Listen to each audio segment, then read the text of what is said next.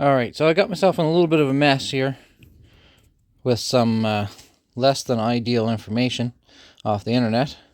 So I want to share what I just discovered so you guys don't find yourself in the same predicament.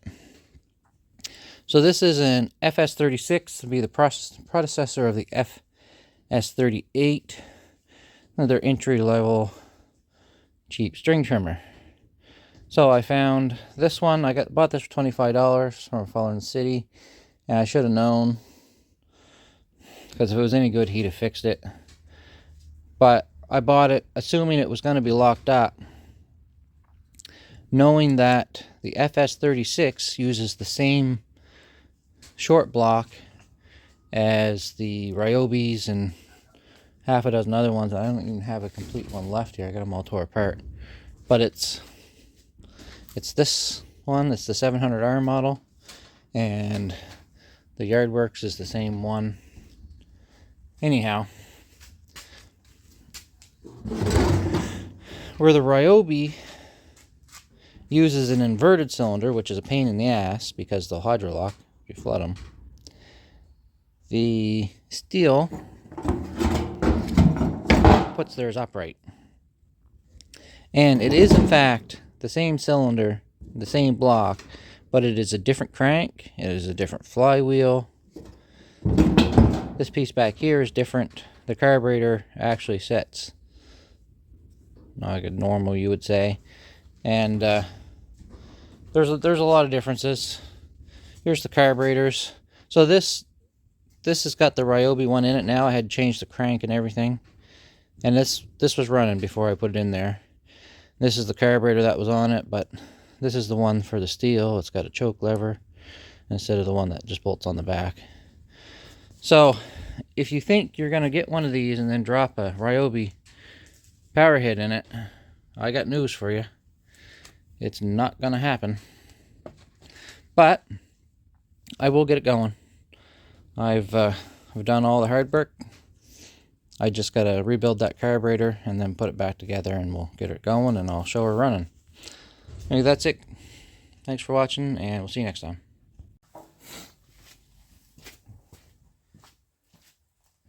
Alright, moment of truth.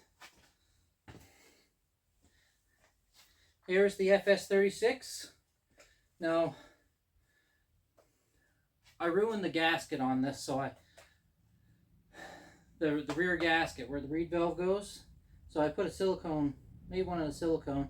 I also siliconed a little rip in the handle, and it's dry. It's been about 10 hours.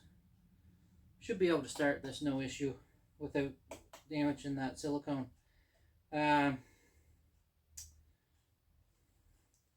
yeah, it's got Ryobi crankcase, Ryobi cylinder, piston, connecting rod, bearings, but it's got the Stihl crankshaft in it. Everything that bolts to it is all Stihl, except for the coil. I reused the Ryobi coil just because I didn't want to take it off. Now, I left lots of carb clean and stuff in here when I was cleaning it up, so I'm not even going to put the choke on. It should have enough prime in there to fire.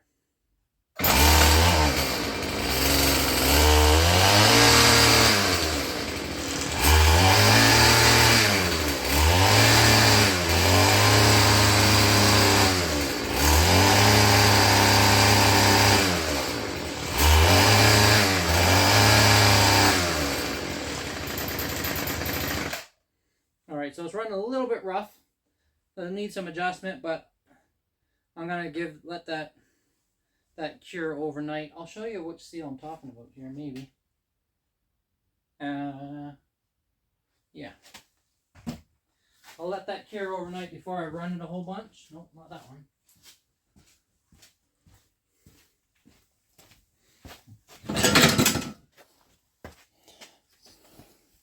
Alright, so here is a Ryobi power head. So, Ryobi set this way, the Stihl set this way. Of course, they have a different fuel tank, so it comes out the side and that. But it's the seal around this plastic piece. Sorry, around this plastic piece, which I ripped and I just rebuilt that with silicone. It's a pretty tight fit anyways, not a big deal. No different than doing a base gasket delete on a chainsaw. You use Moto Seal or silicone, it works just fine. I've done it dozens of times.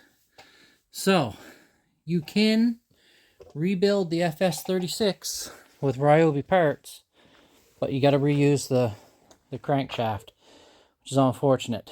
Now, the good thing to know is if you get one of these where the piston cylinder's burnt, it's real simple. You just take a Ryobi 700R cylinder, which are these ones over here. So this style and this Yard Machine one, pretty much any of the upside down ones. Probably not that one, but it all fits in there. It's all pretty well the same. I did notice that some of the screw holes, the Stihl ones, were bigger. They're bigger screws. And the Ryobi, like they'd use a 4mm machine screw. The Ryobi or the Stihls use a 5. So I think it is the same casting. It's just machined a little different for bigger screws. But as you can see, it started right up. So thanks for watching, guys. That's gonna be pretty much it for this one. At high speed, it did hesitate a bit, and very well could be the carburetor.